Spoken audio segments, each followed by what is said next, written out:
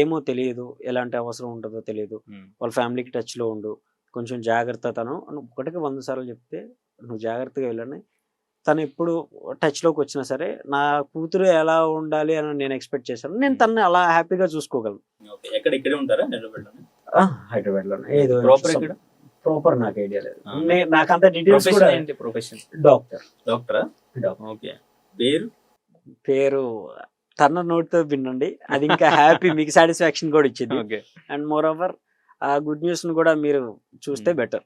నా త్రూ వినడం కన్నా వాళ్ళిద్దరు చెప్పడం వేరు. అందుకోసం ఫ్యామిలీ వీక్ లో మేబీ వెళ్ళే ఛాన్స్ ఉందని వినిపిస్తుంది.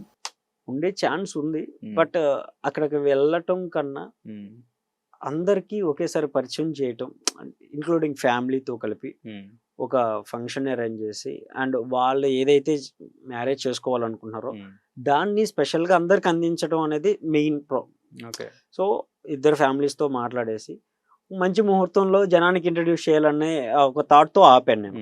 లేకపోతే తన్నే పంపించాలనుకున్నాను, బట్ ఆలోచించాను ఏది పద్ధతిగా జరగాలో అదే జరగాలి.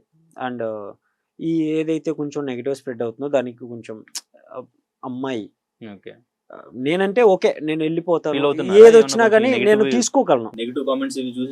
ఎగ్జాక్ట్లీ. రీసెంట్గా వెళ్ళిన ఒక వాయిస్ మెసేజ్ వల్ల గౌరవ్ది పవర్ పోయింది.